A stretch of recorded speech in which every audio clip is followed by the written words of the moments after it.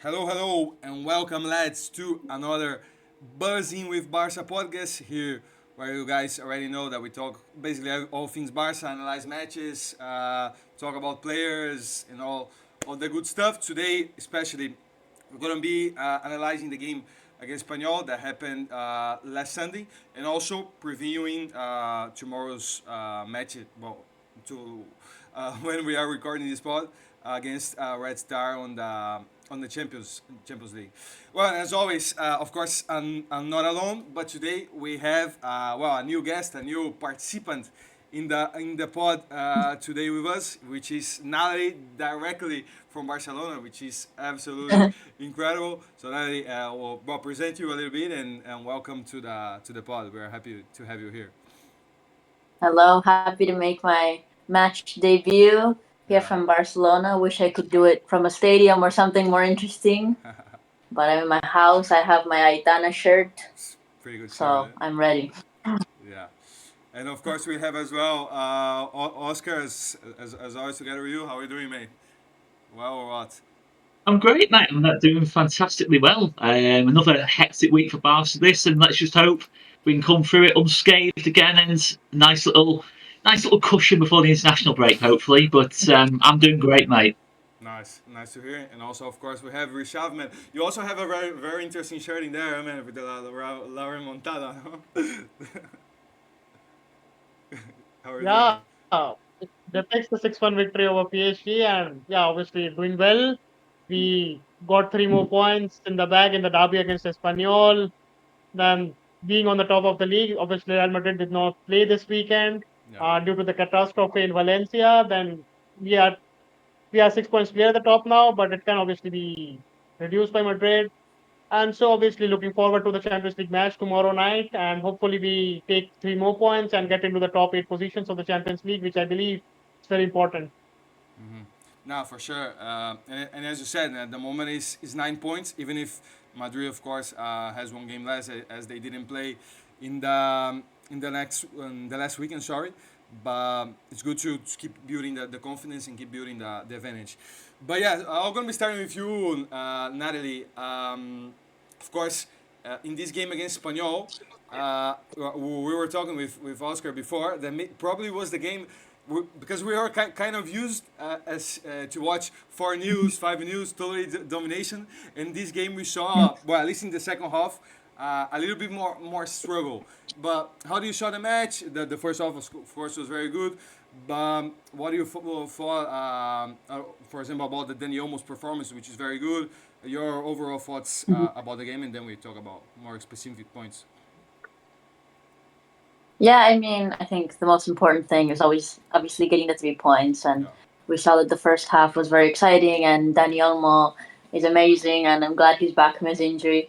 But even like Hansi Flick said that the second half was like, Yeah. what happened there? We can't just kind of drop in the level of energy in the second half because as much as we love the offside trap, it doesn't always work. And Espanyol finally got their goal, and luckily Barcelona was able to hold on, but they had to be careful and they have to be able to keep scoring goals even in the second half and keep maintaining that dominance. But I mean, at the end of the day, Barcelona's been performing so well, and if they can maintain that, then that's the most important thing. Because even if their level went down a little in the second half, they still managed to maintain the win. And even in last season or a couple seasons ago, that wouldn't have happened, and they probably would have tied, or Espanyol would have won in the last minute or something. But Espanyol always likes to become an incredible team whenever they play against Barcelona, so I wasn't surprised. But yeah, I mean, it wasn't the most exciting game, but it's still a win, and Daniel was great, so I'm happy. Yeah, no, for sure. There was that feeling, that even if the second half, Barca wasn't at the same level at the first, but I mean, I didn't have the feeling that we were going to be losing the game. I don't know what you thought, Oscar, but even if the level wasn't good, it always seemed that we were in control, no? Don't you think? Which is, as Nali said, a very good improvement comparing to last season, no? Well, I think, to be honest with you, I think it's a disgrace under Hansi Flick that we went 45 minutes without scoring a goal. I think it's disgraceful from Hansi Flick, to be honest, that we did this. But now, look, I mean, had we got a result like that last season, we'd have said that's one of our better performances of the season, if not among our best performances in that first half. So it shows how far the team has come. And the fact that I wouldn't say despondent after the second half. That's maybe a bit of an exaggeration, but it was a bit like, Dropped it. yeah, maybe, we did. I think the word for it would be got a little bit overconfident in the second half. Even in some of the things we were trying to do, little flicks and tricks. We were thinking just have a shot, just pass it, just little bits and pieces like that. But I think under Hansi Flick, that won't be happening again. That will be very much, that won't. I'm very confident that won't be happening anytime soon. I think Hansi Flick, the type of coach he is, he will be ruthless with things like that, and he always gives that. I think we mentioned it a couple of weeks ago. Hansi Flick always gives that look of, I'm not angry, I'm just disappointed. And he did that a lot in the second half. I think he was a bit frustrated with the performance in the second half. But I think parts of it were because of the substitutions made. Obviously, Dani Olmo came off, as Natalie mentioned. That sort of kind of, I think it did kind of disrupt our rhythm a little bit because of how well Dani Olmo was playing and has played all season. I think we've always going to look a better team with Dani Olmo on the pitch than not on the pitch. So I'm not too concerned with that. I think maybe I wanted a little bit more from Fermin Lopez, but at that point in the game, 3-0 up, the game's kind of like sort of fizzling out a little bit at that point, so I wasn't too concerned with Fermin's performance. Probably more Frankie's performance was a little bit more disappointed with. I thought Frankie, the control he tends to give us, certainly the last 2 or 3 games before this one, wasn't really there against Espanyol, but the high line is the high line. I think it is the nature of what our season's going to be like. We are going to have moments where teams do create chances against us.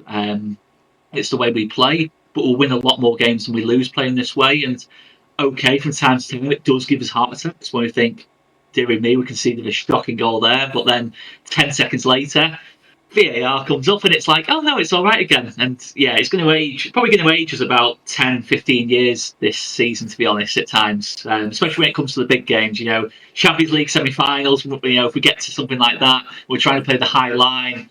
It's probably going to be a little bit much at times, but yeah, we'll win a lot more games than we lose playing this way. And the first half was absolutely outstanding, I thought. In a derby to play that we did in that first half, the fact we were 3-0 up, probably could have been more comfortable. Dani Olmo probably could have had a hat-trick in the first half.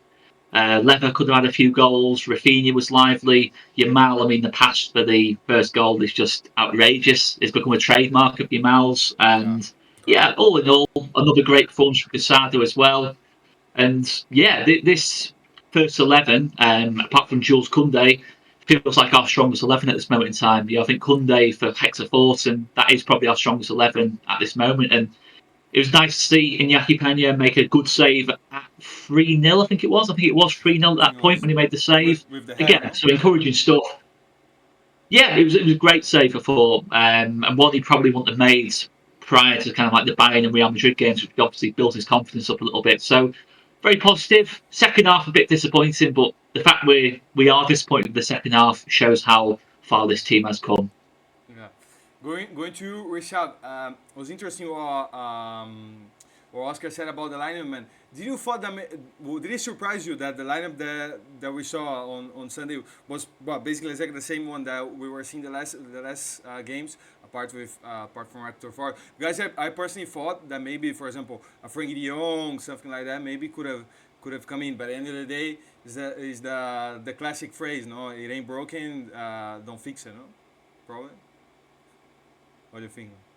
After El Clasico, after the win in El Clasico, we did have a week off. So Yeah. definitely it wasn't such a necessity to rest all of the players.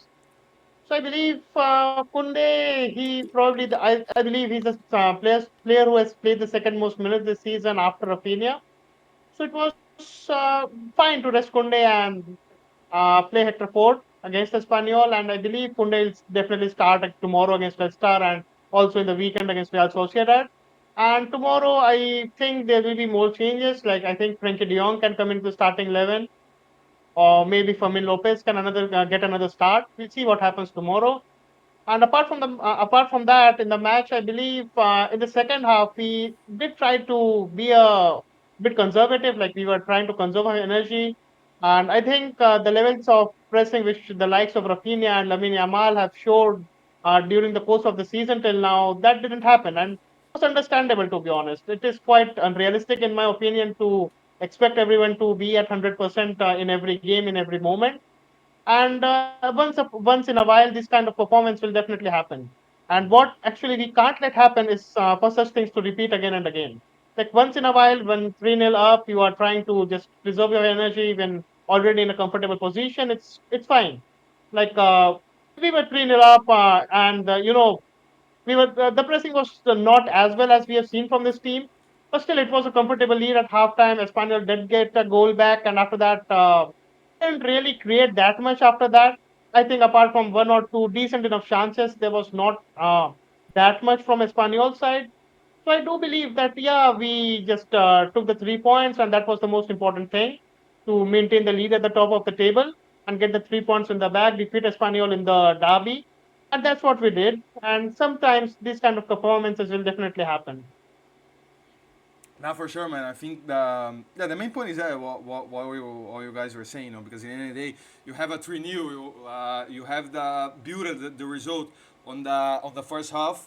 It kind of allows you, to change a little bit in the second half or get a little rest for the players. Talking about that, Nali, do you think that, for example, Daniomo, who else, man? It was Daniomo and I think Casado, no? The two of them that were subbed off early in the second half. Do you maybe think Flick was already thinking in the game from tomorrow, or maybe it was just the game, the circumstances of the game, or the second? Because I think those two subs, they were a little bit the key, for Barca to drop off a little bit, no?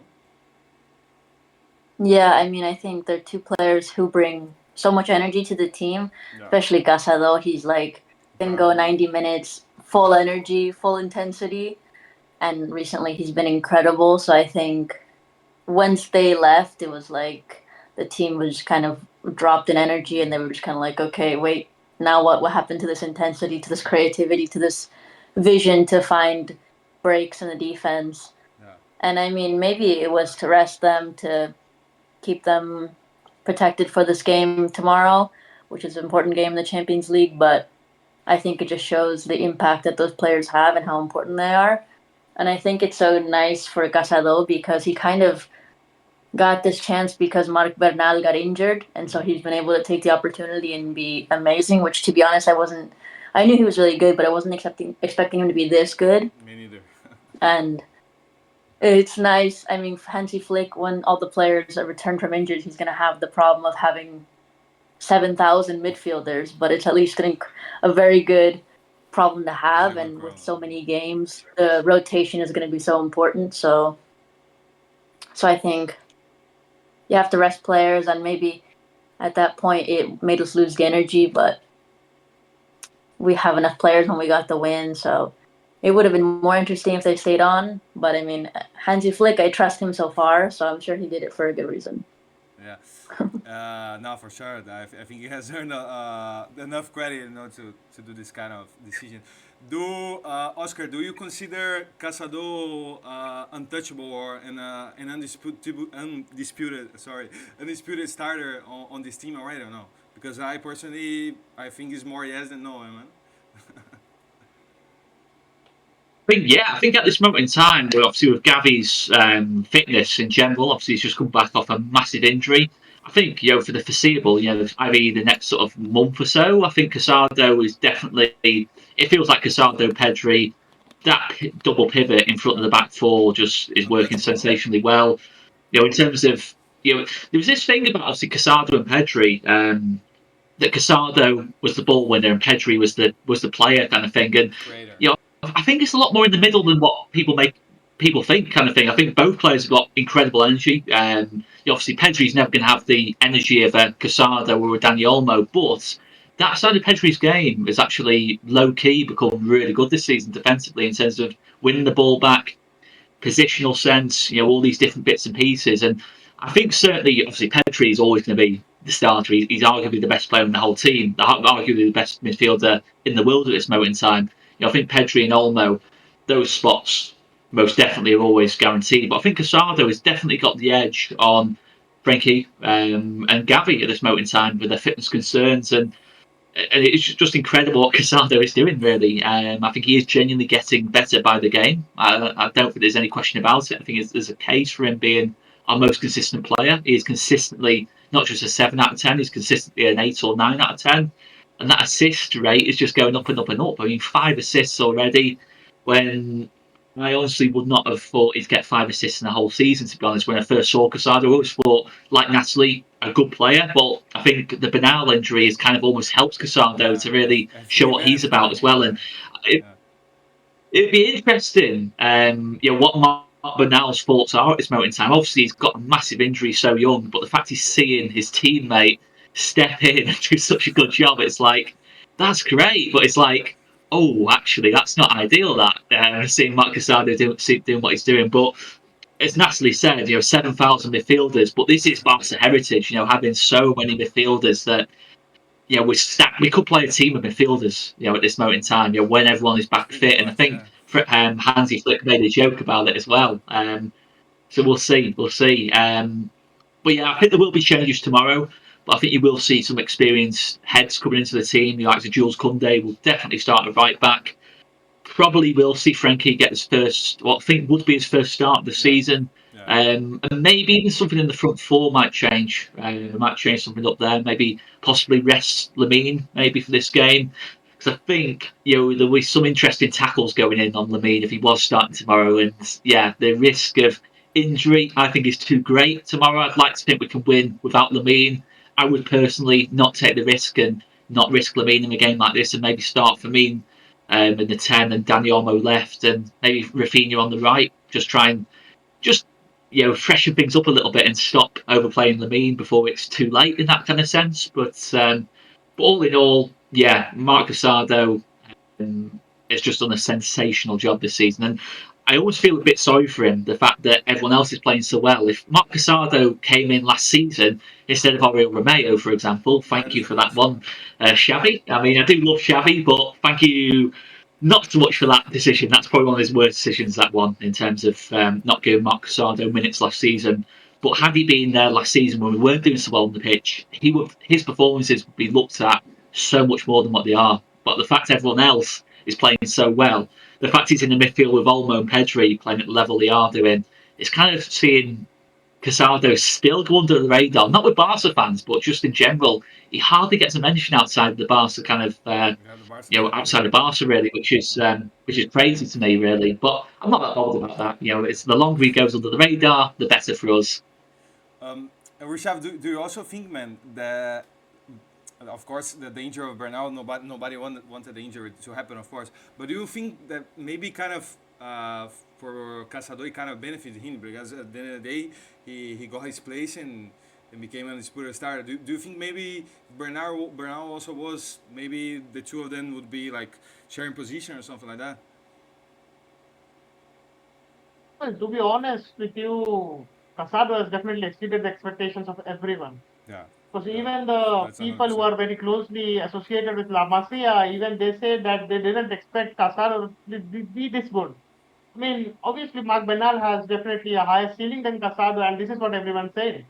And his injury has definitely been a boon in disguise for Casado. And to be honest, if Bernal was fit, I definitely think that Casado would have played second fiddle to him. I mean, Bernal would have been the first choice, and Casado would have been the player who would have played to give some rest to Bernal. But Casado, to be honest, he hasn't put a foot wrong in the matches which he has played so far this season. I mean, he has taken all of the opportunities which he's had with both arms. With both hands, he's taken all of the opportunities. And he has, honestly, I never expected him to be this good. I mean, the defensive stability which he brings to the team, and even in the last two matches, in the last three matches, he has notched up 3 assists. I mean, against Bayern Munich, against Real Madrid, and against Espanyol. And it must not be forgotten that he also had an assist against Monaco. Yeah. I mean, For and in Lamine. that game, we were down to 10 men. And I honestly think that Casado was the best player that day. I mean, it was certainly one of our bad moments, bad nights of this season so far. And still, Casado was definitely the best player on the pitch for us, I believe, on that night. And coming to the season, looking ahead, I think if someone has to replace Casado in this side, be it Frenkie de Jong or be it Gavi, he definitely has to show that he can be better than what Casado has been showing to us so far. And if he can do that, then definitely the place is theirs. But nobody can take the place for granted. And definitely Casado, I mean, the way he has played so far this season, it's been amazing. And now looking forward, I think Gavi will definitely take some more time to be 100%.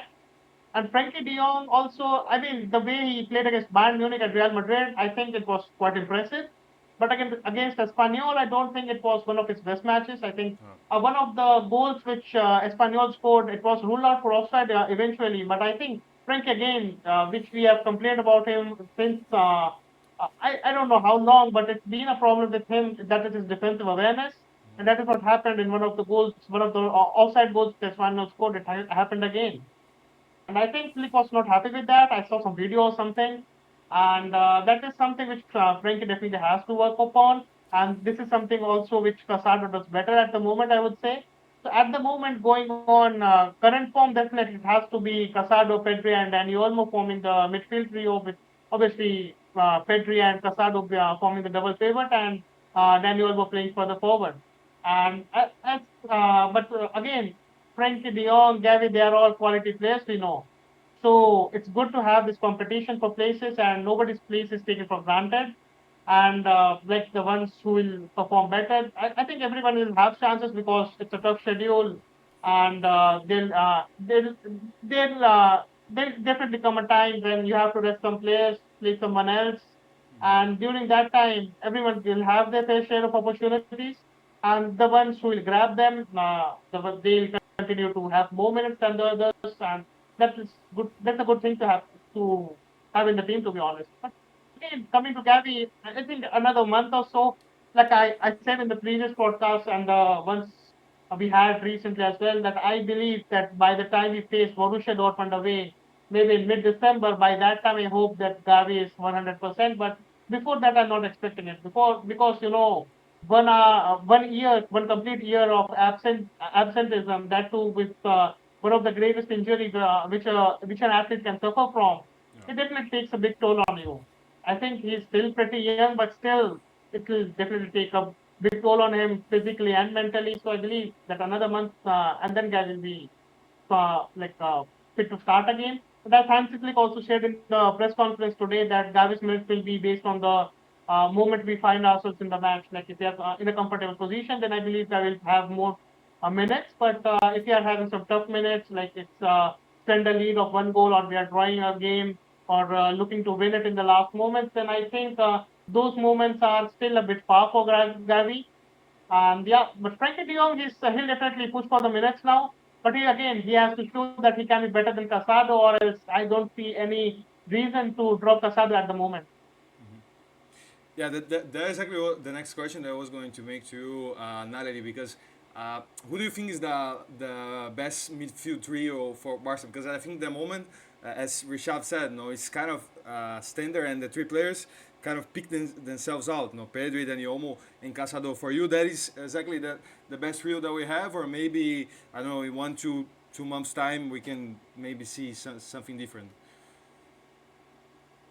I mean, I think right now that's the one that has worked best, Yeah. especially with the intensity that Hansi Flick wants. But I mean, it's a long season, and depending on what team you're gonna face, what conditions happen, you might need to change that. We might need Gavi, we might need Frankie De Jong, but for right now, this is what's working best. But who knows? Maybe in January, another young player comes out of Yeah. nowhere and they make their break. I mean, I hope if more La Masia players I make it, I love to see it. But I Yeah. think for right now, with Dani Olmo, with Pedri, with Casado, we get that intensity, that energy, that creativity, that kind of midfield classic Barca magic. That's intelligent. They're very aware of the forwards in the attack and also able to be quick and defend. But they also just have that great vision and can make these fantastic passes like Casado has been doing to find Rafinha, to find Lamine, and catch the defense on the break and score lots of goals. So for now, I mean, I love it. It's fun to watch. It's just very exciting, and it's like you can feel very confident in these players, even though they're quite young. But you're like, this is world-class midfield, to be honest. Has the Dani Olmo's influence on the team surprised you? In the sense that he has had such a amount of impact in the team in not that much time, if we're quite honest, no?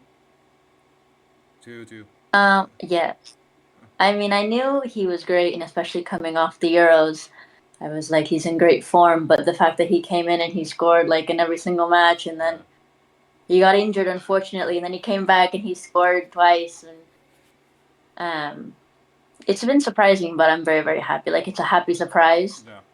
And I hope that we can avoid more injuries and he can just keep going more and more and more nonstop, because he seems to have a lot of motivation. He seems very happy to be back home, and I think he can be one of the best players of the season if he just avoids injuries, which I want for the whole team, because the way we started out the season with injuries was quite scary. Yeah. But we seem to be recovering players, and it's been good. But yeah, Daniel has been fantastic. He's been nonstop, especially with Lamine, their connection, also with the national team. So he's been fantastic. For you, Oscar, did it surprise you as well? Because if I'm completely honest, man, when the signing happened, I don't know, 2-3 months ago, I think me together with a lot of Barca fans were in quite doubt, but not in the sense of the quality, of course. In terms of quality, we all knew that he was a very good player with Spain and with Leipzig, but in the sense of the his role in the team, how he would like fit in the sense that there were already a lot of players in that position. But did you expect that he was like essentially make the team better as he has been doing, man? Yeah, he's an interesting player, Dani Olmo, in the sense that I think he's just one of those players that before we got properly into the spotlight at the Euros, as Natalie said, because he was so good at the Euros, wasn't he? In terms of he actually didn't start, the first couple of games at the Euros. He actually took Pedri injury. That's it. I mean, it took the Pedri injury from him actually start games for Spain, but he was easily one of Spain's top 3 or 4 players at the whole tournament. And he didn't really play that many minutes really, in the actual tournament itself. And it felt like that was like the moment where you kind of really saw Dani Olmo properly in the spotlight. And I think he's definitely shown quality in the Champions League. And I must admit, I don't watch tons of Bundesliga football. I've not seen loads of Dani Olmo in a Leipzig shirt, but whenever I've seen him play for Spain or in the Champions League, I've always been impressed. But I have to say, I'm totally with you, Ottavio. I mean, in terms of, I think the issue had with the signing was never Dani Olmo. It was never ever Dani Olmo at the time. I think it was always about how will Dani Olmo fit into this team, and yeah, it was that. You were looking at it from that kind of sense. And I think another issue with it was that Nico Williams was like seen as the alternative. It was Dani Olmo or Nico Williams. And let's be honest, I think probably 95% of the fan base would have said Nico Williams. I really do believe that. And if I'm being honest, I would have said Nico Williams. And that's nothing against Dani Olmo at all. It's one of those. It's I think the fact obviously Gundogan obviously left in quite a dark cloud, really, the way that Gundogan left the club, and considering how good he was last season, but in the end, it's been totally justified. It feels like after all these years of Man City kind of scamming Barcelona out of players, we've kind of sent them Ilkay Gundogan way past his prime now. I think he had that season last season where he put so much into it. And obviously, it's coming. Even at times in pre-season, it was kind of showing signs of aging quite badly.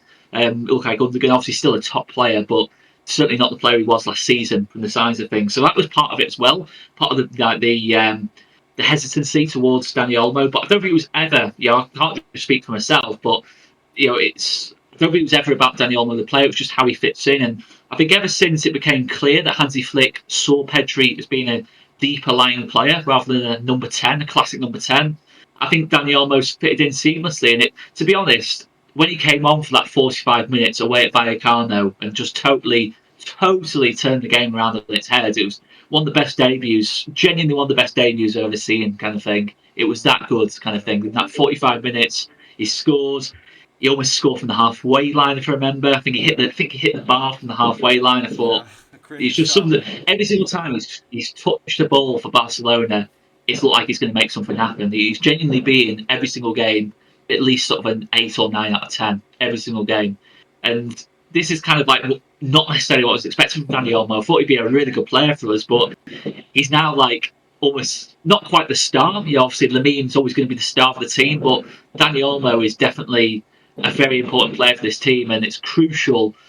Look, realistically, we're not going to be able to keep Dani Olmo fit all season because he is a player who picks up injuries, but we've got to make sure he's at full fitness for the big games this season. We've got to make sure even if, say, if we've got, I don't know, a Champions League knockout game in midweek and we've got a Liga game at the weekends, I 100% will be resting him for that La Liga game. If we can, 100% be looking to rest him, because if we have Dani Olmo fit, I honestly think we can beat anyone at this moment in time, genuinely.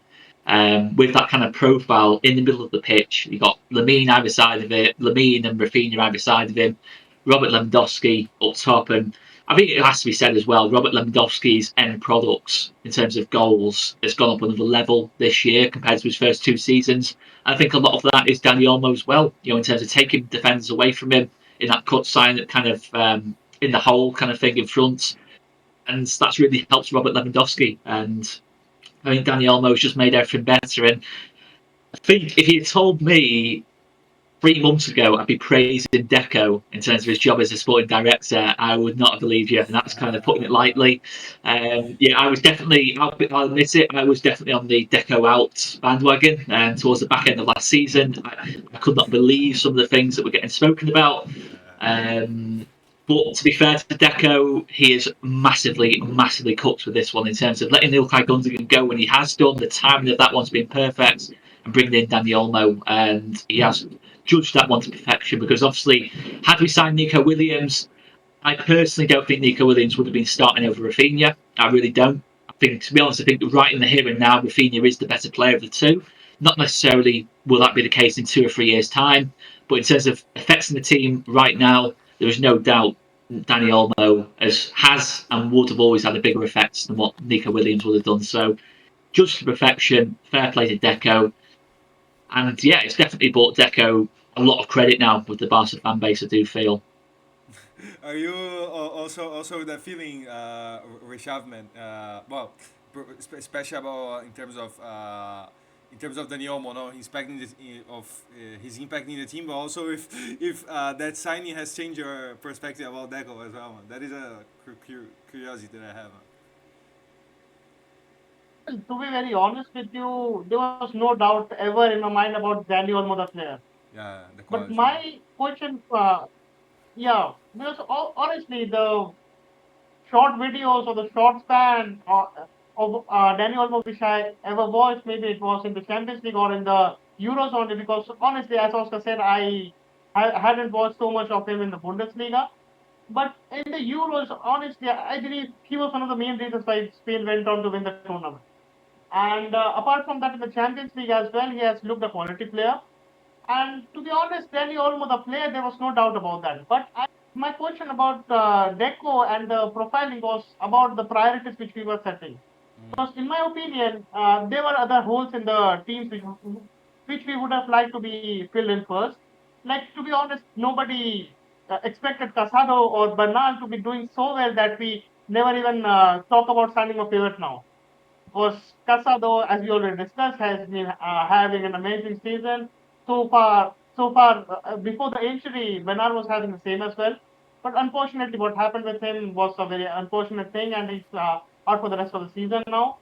But again, nobody expected Rafinha to be this well, playing this well, and nobody expected Robert Lewandowski to be scoring so many goals once again. So I think Danny Olmo, the thing about Danny Olmo which has surprised me this season is the amount of goals he has been scoring. Because I think there is a statistic which I only posted this morning, was like he has scored a goal in every 54 minutes. This is the best ratio for any player who has scored like at least 3 or 5 goals this season in the top 5 leagues. Like every 54 minutes, a goal he has scored.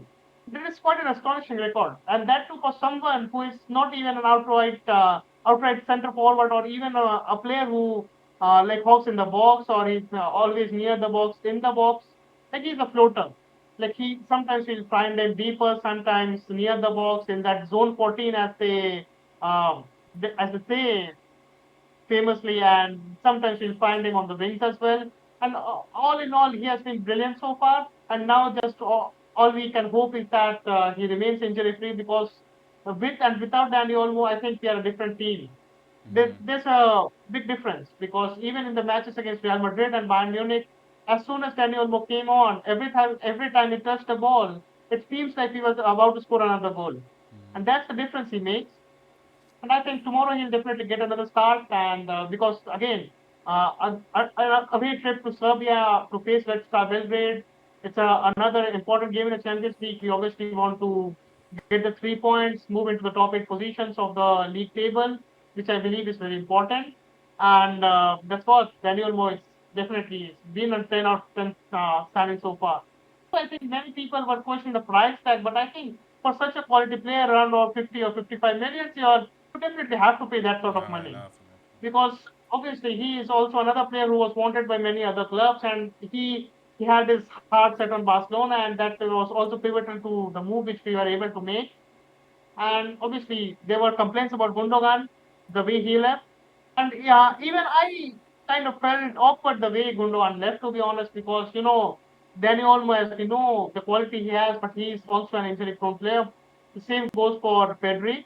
Like this season, thankfully, he hasn't suffered from anything. He has been fit so far.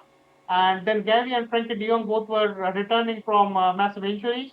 Then, other than that, the only midfield options we had were Mark Bernal, Mark Casado, and I think Fermin Lopez. Yeah. And even Fermin Lopez was returning from the Euros. Yeah, and for And the that's Olympics as why well. I think everyone yeah, the Euros and the Olympics, sorry, yeah, from the Olympics as well. Like he had an extended summer, he participated in the Euros, he was the best player of the Olympics, then he came back to Barcelona, and after that, I mean, the way Gundogan left, I think that was questionable. I think the situation should have been handled better. But I think the decision which they made was eventually correct. Was the last 2 or 3 seasons what we saw from Gundogan and what we have seen from him this season? I think it's been a massive difference in the quality. I think also because Gundogan is a player who has achieved everything in his career, it's kind of tailing off now, and that is why we are not seeing the Gundogan of the past. Like even we saw in the last season, I believe he was one of our best players last season as well. And before that, obviously, he was the treble-winning captain for Manchester City. And yeah, but whatever the decision was made, it was harsh. It was not good to the eye. But eventually, I believe that the decision which was made regarding Gundogan, it was the correct decision now. Now for sure, man. I think now we all can agree that has went out well because at the end of the day, as Oscar said, no, Dani Olmo at Barca has been playing incredible level, and Gundo, even I personally have not watched that many City games, but he hasn't been at the same level that he was at Barca this season, no. But now going to the Red Star game, there is one point, Natalie, that I think we have touched basically in every podcast in here is when we are going to be seeing Chesney playing at Barca. So I'm going to be asking in two questions. Do you think tomorrow is a good day for us to see him, at least to see his level? Because at the end of the day, we haven't seen him yet, at least in terms of matches. No, in terms of training, then that is another topic. But do you think that would be a nice game to see him? And your thoughts about Iñaki Peña as well, because we have discussed a lot, and I'm curious to see what your thoughts about his games in general until now. No? Hmm. I think the way Hansi Flick has been lately, I don't think it'll be Chesney tomorrow. I think he's gonna stick with Iñaki Peña, Yeah. which I think is good for him because he's gained a lot of confidence lately. Confidence. To be honest, when Ter Stegen got injured, and I saw that we were stuck with Iñaki Peña, I was kind of like, Yeah. "Ooh, Worried, no? I don't know about this." But to be honest, I think because the defense has been doing so well, and in those key moments when we do need him, Iñaki has been able to react, and he's been important against Real Madrid, against Bayern Munich, where he didn't really have to do too much, to be honest, with the defense.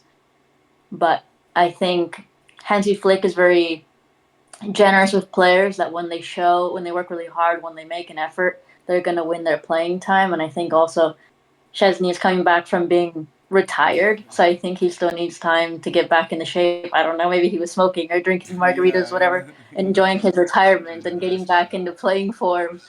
for Barcelona takes some time, and I think Hansi Flick is he wants his players to be at a real fitness and a real proper conditions, and tomorrow's game is really important, and they need to get the win. They can't drop any more points in the Champions League, so I don't know if he'll go for Chesney. Maybe on the weekend, but the weekend is also a tough game. Yeah. But I think soon we'll see it, but I don't think tomorrow he's going to make that decision. But who knows? Yeah, but I doubt it. No, I also I agree with you.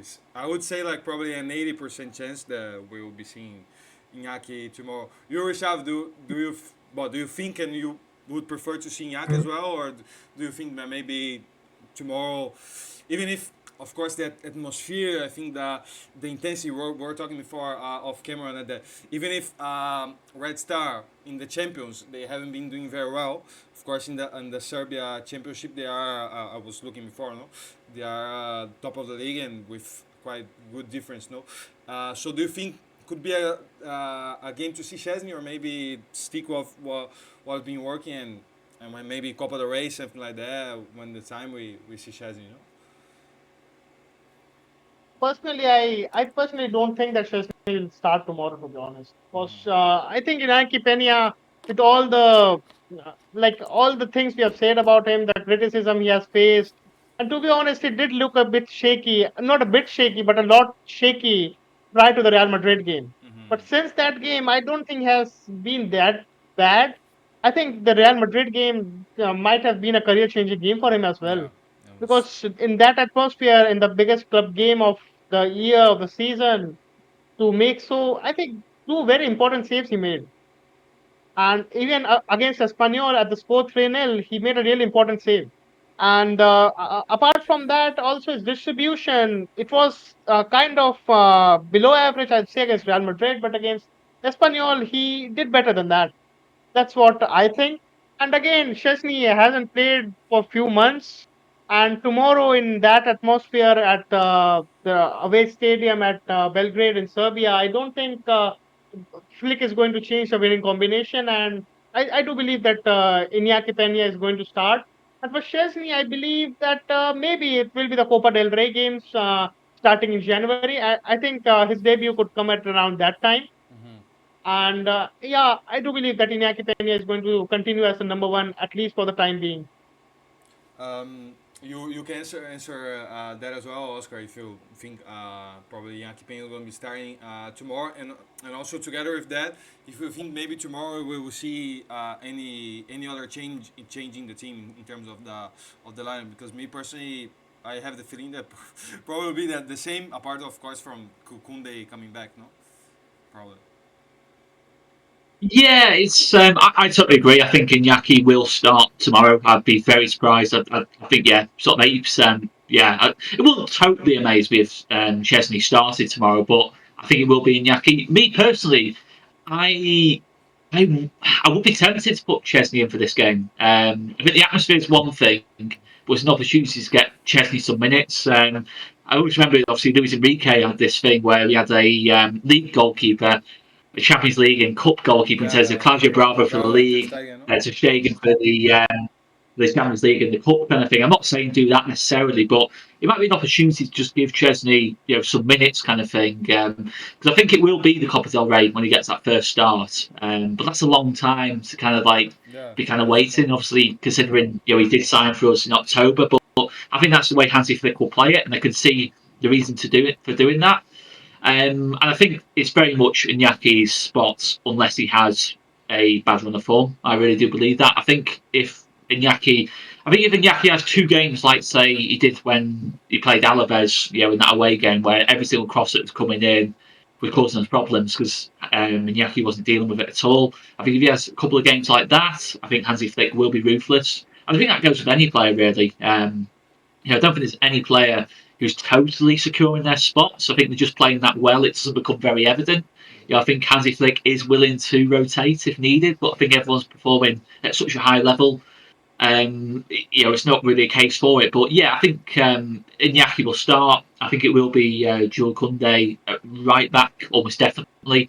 I think it was sensible that we gave Jules Koundé a rest. I think Hector thought did a really good job, to be honest, in terms of being substituted in for Jules Koundé. And I think it also showed that at times this season, if we are chasing a game, for example, if we're behind or level in the game with 20 minutes to go, there's a case for putting Hector Fort to right back, in attacking scenarios, because I do think Hector Fort is better going forward than Jules Koundé. But obviously, Jules Koundé, in terms of the overall package, is one of the best right backs in the world. So, it's definitely his spot, that one. I'd be very surprised if we changed either Kubasi or Inigo. I think they've been so good this season.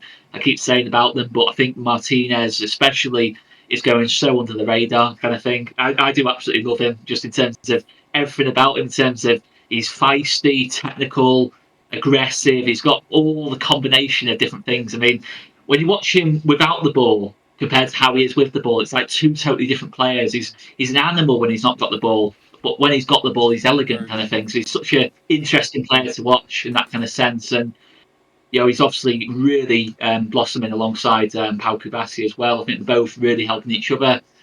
Balde, I think, will keep a spot at left back. I think it's very risky going Gerard Martin, for example, for this game. In that kind of atmosphere. Obviously, I know we've not been especially impressed with Gerard Martin's performances, and that's obviously putting it lightly. But I don't think Martin will be getting put in for this one. And then I think the midfield as well, maybe Frankie for Casado, just to give Casado a bit of a rest and make sure Casado's fully ready for the Sociedad game. I do think Hansi Flick has got Casado ahead of Frankie at this moment in time. I really do think that is the case. So I think Frankie comes in with a point to prove tomorrow. And then I think it might be Pedri who gets given a rest, and it might be Frankie and Casado. But I do think there might be a change in that midfield. And then maybe in the front four, maybe Firmino gets in over someone. I'm not sure exactly who it would be. Maybe for Dani Olmo, to give Dani Olmo a rest into Sociedad. I think there might be a change in the front four. But yeah, I think the changes that will be made will be sensible ones.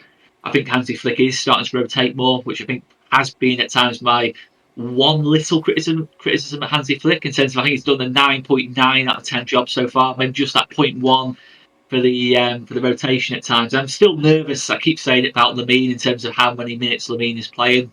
I do think it's the opportunity is probably to rest Lamine tomorrow, and in that kind of atmosphere, in terms of it will be very aggressive against Lamine. I think I've seen one or two Red Star players kind of allude to that as well about Lamine Yamal. I don't want to wrap him up in in bubble wrap as such, in that kind of sense. But I do think we do need to rest him from time to time as well. And it does make me very nervous in terms of how many minutes he is playing at this moment in time. And it is like moaning about nothing really, because it's a joy to watch Lamine play. But just please keep Lamine healthy and fit throughout the season. And we have to remember Lewandowski is literally 80 years old as well. So if he can get a rest from time to time as well, that would be nice. But I don't think he's going to rest Lever anytime soon. Yeah, we discussed that. That the success from Barca in this season kind of passed from this particularly those two players not getting injured because of the lack of options that there are if they are not playing. But coming up from that, this the Oscar was saying, Natalie, do you see any change tomorrow, or do you would you like to see something different? Because me particularly, other if there is someone that in any player that is kind of tired and maybe some rotation in terms of rest, no. Other than that, I would probably expect the same, no. Of course with Koundé together, no. Yeah, I think it'll be the same, to be honest, with Lamine, Lewandowski, Rafinha, and then just Koundé. Maybe De Jong instead of I Casado. think Frank is the only But one. I think for this match, they'll want to come in, score a bunch of goals in the first half, and then if they're winning by a certain margin, then I think, which like Flick has done before, take out Lamine, take out Lewandowski, let them rest. But I think he wants to ensure the win first, and then put in some other players. I would also like to see, I don't think he'll rest Lamine, but I would like to see like Pau Victor or one of the younger players, or Fermin getting some more time. But I think he's probably going to start with the same 11 and then make some changes depending on how the game goes.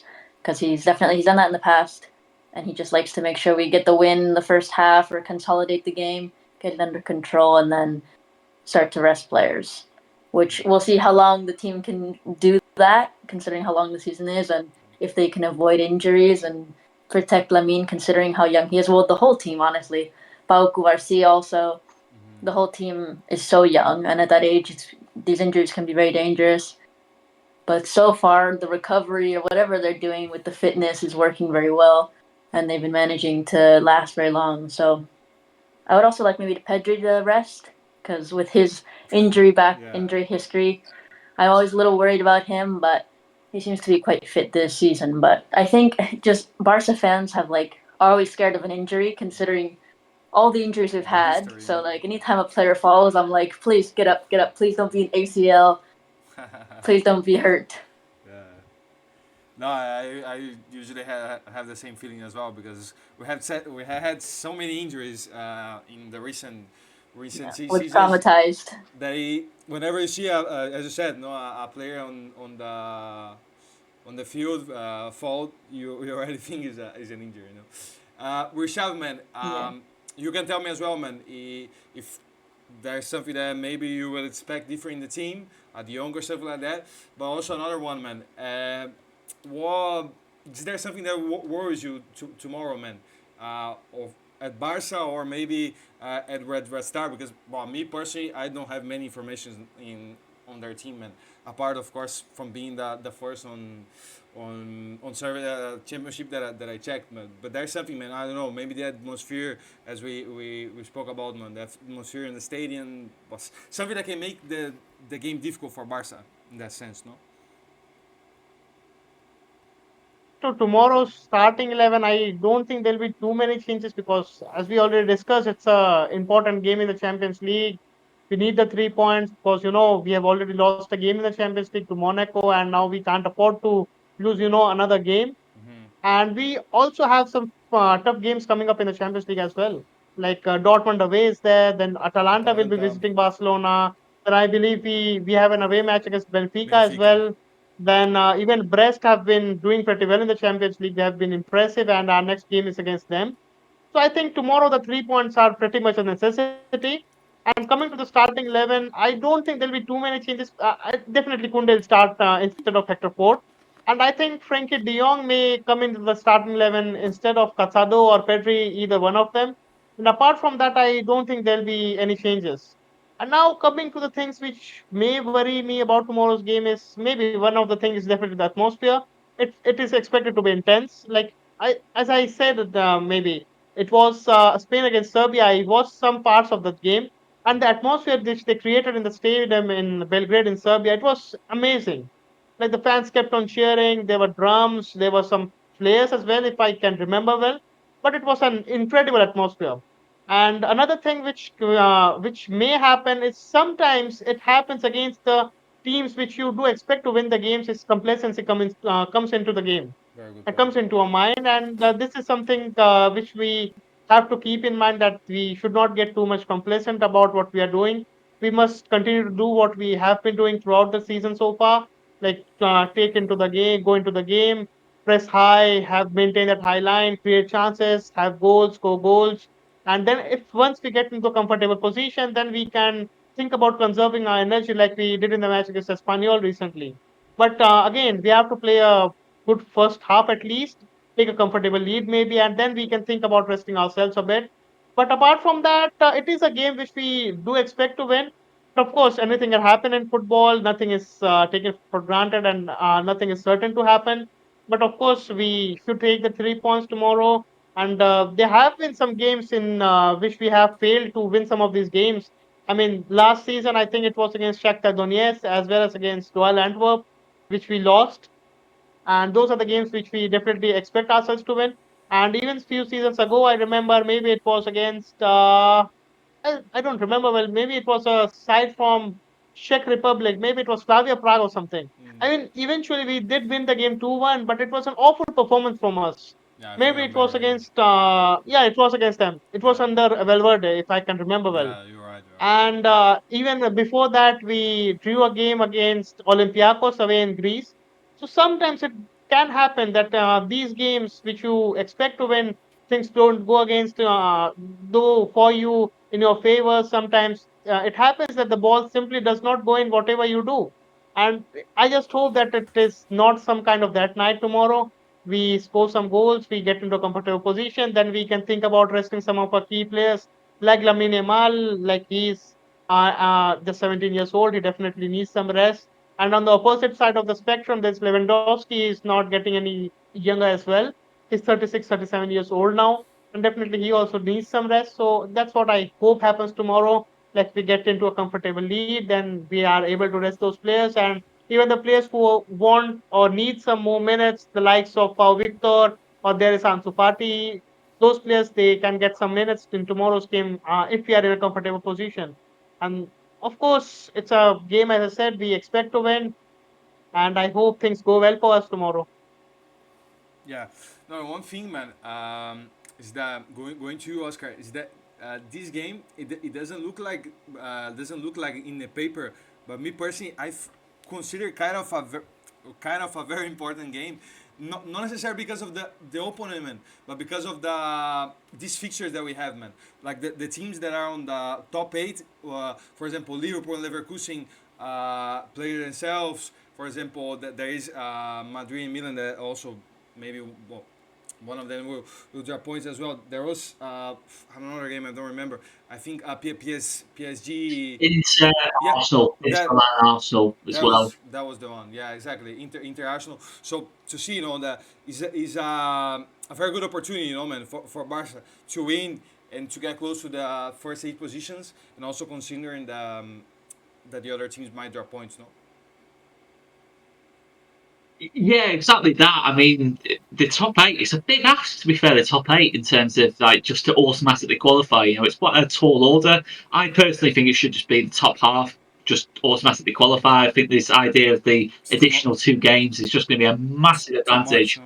I'd be surprised if the team that wins it this year will be the team that finishes in the top eight and has to play those less games kind of thing, because that's going to be a massive ask for whoever has to play those two extra games. And they could be really tough games as well, because I don't think that bit's seeded, I don't think either. So, you could easily be coming up against really good opposition within that. So, yeah, definitely the onus is on us finishing the top eight. And these are the games, as Rishav alluded to there, Shakhtar Donetsk away, games like that last season. Tomorrow night is the exact type of game we'd have lost last season. And I'm hoping I think we have learned massively from last season. I think we have improved massively from last season. But, there's always that thinking back to last season when we lost games like this in the Champions League. In fact, not to put too much of a dampener on things, but we've actually lost our last three away Champions League group games. I love to keep the mood happy. I love to keep everyone Thank you, man. optimistic for the game. But that is definitely It's a fact, though. crazy things happen to us in the Champions League. Yeah, we do crazy things at times. If it's not Marc-Andre ter Stegen getting Eric Garcia sent off or things like that, we have got a crazy moment in us in the Champions League. But the last two games have been a lot more like the Barca of old. Barca pre-Anfield 2019, in terms of we're being ruthless and, assertive what we're about as a team in that kind of sense. So I think as long as we score first tomorrow night, we should be okay. The worry for me is if we concede first. It's definitely a worry. I think the only player I'm aware of from this Red Star team is Makismovic, who is apparently a really, really top player. Again, I say I'm aware of him. I've only kind of heard of him mentioned in terms of from accounts that I follow on Twitter who scout like footballers and that lot, and they do massively rate him. So I'll be someone I'll be massively watching out for tomorrow. I believe he's number 10. So it'll be interesting him up against Marc Casado. He also said pre-match in this game that he's better than Lamine Yamal in his head. So that's interesting. A lot of confidence, and yeah, it'll be an interesting battle. That it's probably the first time, other than maybe since Rabiot in the Spain-France semi-final, we've heard someone kind of say something against Lamine Yamal. It doesn't tend to always end well, and hopefully that won't be the case tomorrow. I think Lamine Yamal's, I'm not going to swear on this thing, but his S-housery of Lamine Yamal is absolutely superb. So I think there might be a bit of a reference to that if Lamine Yamal does score tomorrow. That'll be interesting. But yeah, as long as we score first, calm the atmosphere down. The worst fear for me would be us conceding early in the first 10 minutes. The atmosphere is massively up. All of a sudden, the 5-10 yard passes are going astray. These little bits and pieces. The typical Barca under Xavi Champions League or under Koeman Champions League kind of away performance. So I think the mental barrier is, the last 3 times we're playing, kind of lesser opposition away from home. If it's not Monaco or Shakhtar Donetsk, we've kind of tended to lose these games. So definitely important we do win tomorrow, because the games that we've got coming up are still difficult. In terms of Dortmund away, Atalanta at home, even Brest at home is not going to be a simple game at all. And Benfica away, it's still if we lose one of those, which could easily happen because of good opposition, all of a sudden that top 8 could become difficult for us. So I think if we win tomorrow, we're pretty well placed for the top 8 then. We probably need another 2, maybe 3 wins out of 4 after that, which I think we're capable of getting. But just try and put as little pressure on that last sort of 3 or 4 games as possible. But as I say, it is crucial. If we want to win the Champions League this year or really compete in it, we've got to finish in that top 8 for me. It might not come to fruition that it becomes that important finishing in the top 8, but at this moment in time, with the amount of injuries we probably are going to get, because that is our heritage. At any point we do get injuries, it is just what Barca is about. Go back to like Iniesta in 2010, things like that. We are doomed to get injuries at some point. It just is a reality. If it doesn't happen, that's great, but it is going to happen at some point, because that is our heritage, unfortunately, at the worst possible times. But yeah, score early tomorrow. I think the most important thing is the experienced players tomorrow. Your Jules Koundés, Martinez, Lewandowski, Rafinha. Those players really step up tomorrow and lead the way for the younger players, because as much as they're amazing, amazing footballers who have got unbelievable ceilings, they won't have played many games like what we're going to face tomorrow in terms of atmosphere. So I think they'll be fine with it, but I just think they need the players more experienced to really step up, and I'm sure they will. Yeah, no, and it's interesting what you said. Going to you now, Natalie, because the next games after this one from against Red Star are quite interesting, quite difficult. Let's put it that way. So which one of those that these games I think is what Benfica, no, Dortmund, Benfica, and Brest. No, Dortmund. don't know exactly this order, but which of those games is the one that you consider the most difficult? And also, if you want, you can say your thoughts about the tomorrow game as well. That didn't ask you.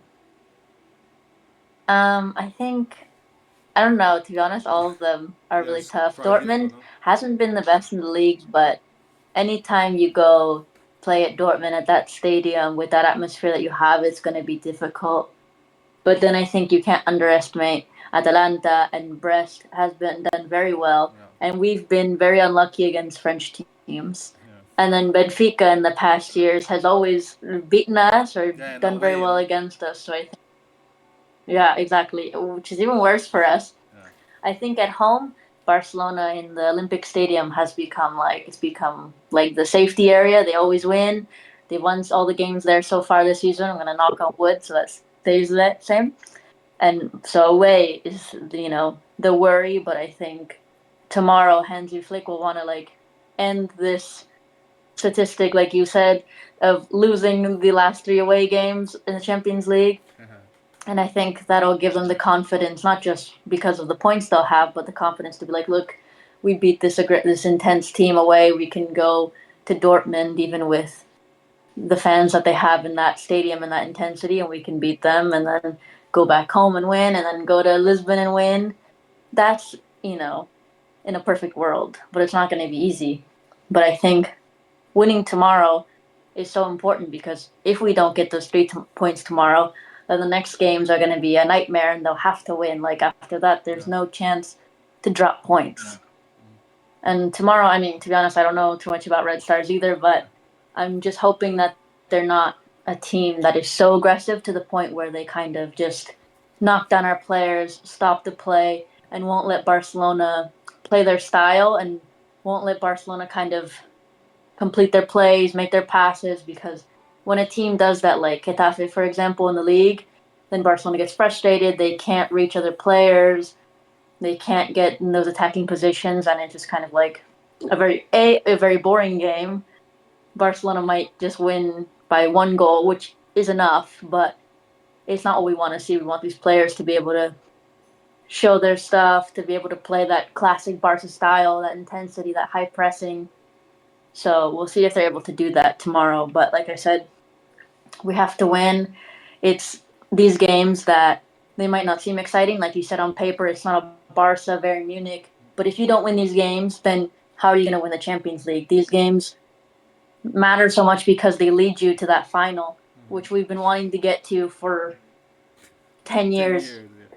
And it's what Barca fans want. They want to win the Champions League. Last time we made it to the final was like 2015. Yeah. Or last time Barcelona made it to the semi-final was like what, 2019. Against Liverpool, yeah. Don't even So, remind that. these games might not seem interesting, but these are the games that you have to win. And especially now with this new league format in the Champions League, it's even more important because you need these 3 points. We have to get into the top 8. After that, we'll see how it goes because it's this new format. But for now, especially since Barcelona lost against Monaco, every game has to be won. And this one is an important one, even though it seems like really random and we don't know who this team is, but it has to be won. No, yeah, for sure. And it's also, I think what Oscar said before is a very good point in the sense that getting the first goal, no, because if for example, hope not, no, but Red Star scores first, the atmosphere could get in. It reminds me a little bit. I don't know if you guys gonna remember the one game that we played against. I think it was Galatasaray away at the Europa League, no, against when in the first season from Xavi, no, that we started losing and the crowd came on, even if the Barca didn't at the end won that match and was a pretty decent match. But yeah, it gives me that feeling, no. So getting the first goal could be very very important. Of course, winning the match. I think we covered everything that we wanted and we had. I don't know if you guys there's something else that we let it by and you guys want to say. If not, I think that's gonna be pretty much it. I've No? got an even more wild stat, Go by the on. way. Go I'm not on. sure if you want to hear it because it's not a positive one. I It's mean, not a positive one, but do you drop want to, it, do you want, drop it on, I don't want man. everyone to boo when I say this, Drop but it on. it is a wild stat, this one. Right, so it said we lost the last 3 Champions League group games away from home on the bounce. What are the last 10 Champions League away games? How many have we lost? I'm gonna be Go on, saying. go on, go right, all 3 of you. Have a guess how many we've lost out of the last 10 Champions League away group games. I'm gonna be saying. Because I It's remember Barcelona. wild, this, by the way. I remember we won against Porto last season, no? So I'm probably going to be saying eight or nine, man. Eight. I'm going to be saying 8 out of 10 losses. Okay. Go on. If I'm Natalie? not I wrong, was we have lost around 6 or 7. I think. Mm, Wait, we I have was just lost to gonna say Bayern 5. I'm twice. more positive. 5. We have lost to Bayern twice. We lost one to Benfica. Yeah. We lost one to Royal Antwerp. Uh-huh. We lost one to Shakhtar Donetsk. And Yeah. before that, I can't remember well what happened, but that's already. Oh, we lost to Inter. Yeah, as well. It's 6 or 7 Yep. already. Yeah, I think it's probably 7, 8, something like It that. is. The answer is 7. The answer is 7, no? 7, that is just wild to me, though, in terms of that is. We might have actually, yeah, we're not washed now, but we were actually properly washed like last season, weren't we? Let's be honest. But last couple of seasons in the Champions League. But yeah, it is just that is psychologically it's so big that we do get that win tomorrow, just to calm things down. Because if we do want to win it, as Natalie said, you can't be going away to Red Star and fearing Red Star. You've got to go there and put on the performance like we did against Real Madrid, like we did against Bayern Munich, and just really show what we're about. Because that is, I mean, if you said to me in 2015 at any point after seeing MSN that we'd go on a run where we lost 7 Champions League group games away from home at 10, I would have honestly just thought, what on earth is going on? But yeah, that sums up the last couple of years for Barca in Europe. Mm, Sorry yeah. to depress everyone, by the way. That's quite a depressing stat. That one. Sorry, I wish I hadn't said it now. No, don't worry, man. At the end of the day, we're here to give info and stats as well. So yeah, if that is the reality, Records are I'm meant to be just gonna broken. stick with the stat. go on. I'm just gonna stick with the stat that every time we've beaten Bayern Munich, we've gone on to win the treble. I'm just gonna stay with that one. That is a pretty There good we one go. as There we well. go. That's what. Then now we can end That's on positive one. we can end on a positive note. Yeah, let's see. Hopefully that happens already. But yeah, I think that's gonna be it for today. Thank you everybody that tuned in. Thank you. Well, first, Natalie, thank you for tuning in the pod, and hopefully you enjoyed, and hopefully you'll be together with us in the next one as well, and hopefully in the next one with another win, of course, as well. Yeah, I had a great time. Thank you for having me. It was fun. Nice, nice. Hopefully more wins further in the Champions League. Yeah, nah, hopefully, It'll hopefully. be cool. Oscar, thank you, man, for coming in. Hopefully you enjoyed as well, man, and I see you in the next one, no? Yeah, man, absolutely, and hopefully another win and just nice and easy one. Get to take Lamine off early, get to take Lewandowski off early, and I'm not moaning about that. Now they played 90 minutes again, and they're getting all. I always bring it up. I always do bring it up. Hopefully, I don't need to bring it up, and they get taken off early, and we just get the job done nice and easily, and on to that nice and easy-ish game away at Sociedad, which is definitely not going to be nice and easy. But yeah, no, it's just get that win, 9 points on the board, and just let the other teams panic. They've all got difficult games this week. Let them panic. Exactly. No, very good point, man. Put the pressure, no? Put the pressure on the people that are up, no? Rishab, man, thank you for tuning in, man. See you in the next one as well, no? As always. Yeah, man, it's always a pleasure to be here to be discussing what happened in the previous week and what might happen in the next week, and hopefully we get the win tomorrow. Like one of the three important points in the Champions League, and hopefully we end the match day number 4 on like 9 points, and hopefully in the top 8 positions. For sure, man. Hopefully that the next spot is gonna be well, in the same way that there's been basically all with win and with a positive vibe, no. But that's gonna be it. Thank you everyone that tuned in, everyone that also heard and watched the pod, and that's it. See you in the next one. Visca Barça. Bye.